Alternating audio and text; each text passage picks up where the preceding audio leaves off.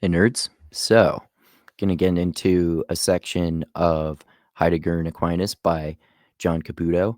And I've been doing this series. Of course, John Caputo is a contemporary post-structuralist. I would say you could call him even a postmodernist or Christian or a post-structuralist Christian. Like he has a theology like that of probably more specifically Derrida, my second favorite 70s post-structuralist philosopher after my favorite pervert 70s post-structuralist philosopher Foucault. So in that sense, he looks at Christianity in a post-structuralist way and uses deconstruction to save religion rather than get rid of it. And Derrida does that, and Foucault kind of does the opposite. But anyway, so we're going to get into Caputo's book, Heidegger and Aquinas. And of course, Heidegger, who I've talked about many times before, is the 20th century existentialist phenomenologist who studied metaphysics and being and had very interesting thoughts on being. And in Heidegger and Aquinas, Heidegger didn't write directly that much about Aquinas's metaphysics, but this is basically Caputo's attempt in this book to combine Heidegger's analysis of being with Thomas Aquinas's metaphysics and kind of play them off each other as if they were criticizing each other. So it's really interesting, these manufactured philosophy debates, because they do that with each other all the time. They debate each other in their books, and then manufacturing these ones of dead philosophers is really cool too. So anyway, and St. Thomas Aquinas, of course, was a 13th century Catholic friar and priest and theologian and philosopher. So we're going to get into here in this paragraph. Caputo describes Heidegger's thoughts about logic and the theory of judgment in relation to Thomas Aquinas's metaphysics. He doesn't get specifically into being in here, I think, which is Heidegger's major thing. But yeah, it basically specifically uses Thomas Aquinas's view of metaphysics to critique logic and the theory of judgment. And you'll see that Heidegger highly criticizes logic all the time, as you know from anyone who knows anything about him, right? Okay, so let's get into the paragraph here. All right. In his doctoral dissertation of 1914, Heidegger applies his general theories about logic to the problem of judgment in particular. The reader who's familiar with recent Thomistic theories about the existential judgment will be struck by the singular absence in Heidegger's discussions of any treatment of existence. So this is interesting because Heidegger has an interesting way of approaching problems, right? So, uh, so when Heidegger's talking about logic and logic in relation to the problem of judgment, he leaves existence out of this discussion of logic and judgment. And many other philosophers obviously include existence in a discussion of logic and judgment.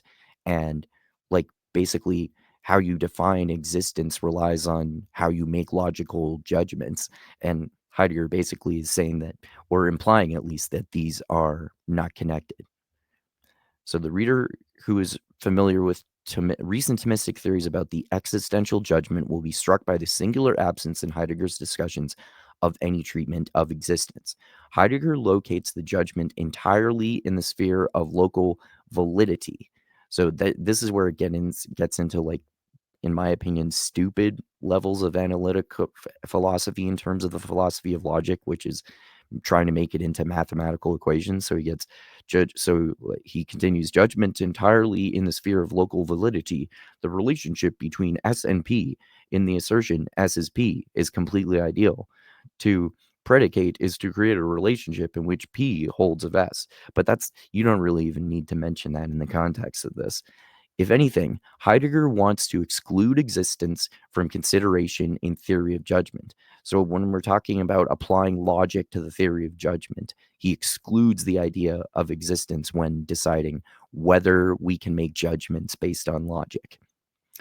Heidegger wants to exclude existence from consideration in the theory of judgment. For existence at this point means what being in time, of course, Heidegger's most seminal book in which he talks about being the most, which again, Caputo is talking about heavily, majorly Heidegger's thoughts on being in this book, Heidegger and Aquinas, of course, right? So at this point means that, so in the theory of judgment, for existence at this point means what being in time will call the pure presence of hand or empirical existence of the existing author of the judgment. So that's interesting too, right? So if you reference the way he looks at being in time, Heidegger we're talking about, we can talk about empirical existence in terms of the author of the judgment. So empirically, we can judge that we exist and we are the author of a judgment because we can observe this through empirical observations. And remember, if we're talking about classical empiricism in the vein of classic, classical Enlightenment philosophers, classical analytic Enlightenment philosophers like John Locke, then if we're talking about empirical observations in the philosophical sense, we're talking about observations that we make with our senses, our sight, our sight, smell, taste, hear, and touch, and we we derive all of our basically objective conclusions about the world through empirical observations. Basically, someone like John Locke would say. So basically, Heidegger is saying he's separating existence itself from empirical judgments that we use to empirically decide that we exist. So he's separating this from existence itself because he's implying, knowing Heidegger at least, that our empirical observations of existence, we can say that that's empirical existence, but empirical existence is not the same as actual existence or existence itself, he would likely say. So for the sake of argument, we can say that there is an empirical existence and making the author, who is the author of these logical judgments of existence. But Heidegger continues, or actually Caputo continues describing Heidegger's opinion. The purely logical problem of judgment excludes all reference to psychological existence. So see, he's separating the logical problem of judgment from psychological existence. And if you're talking about empirical existence, you could basically say that that's what he means by psychological existence. I could be wrong about that, but it could be that he's separating empirical existence from psychological existence. But I think he basically is kind of using them interchangeably, because if you're talking about empirical existence, especially in terms of the way Heidegger would describe it, it's empirical observation. It's existence that's happening in your head. So psychological existence is this existence that's happening in your head. I would agree with Heidegger on that. If you're talking about empirical existence, it's this existence that occurs in your head because you're relying on your own mind to define objective reality, which is kind of ridiculous and going too far for empiricism, obviously, to many countless philosophers, right? So the purely logical problem of judgment excludes all reference to psychological existence. So again, Heidegger has some interesting opinions on this. Basically, he's not literally saying that there is no existence, but he's separating empirical or psychological existence from actual existence and kind of just leaving existence to the side as if it's, for the sake of argument, um, irrelevant. And basically saying that if we're talking about the theory of judgment, then we can make logical judgments and come to empirical observations in empirical or psychological existence. But whether we can make logical judgments through our empirical observations has nothing to do with actual existence itself. And of course, Heidegger addresses that problem entirely separately.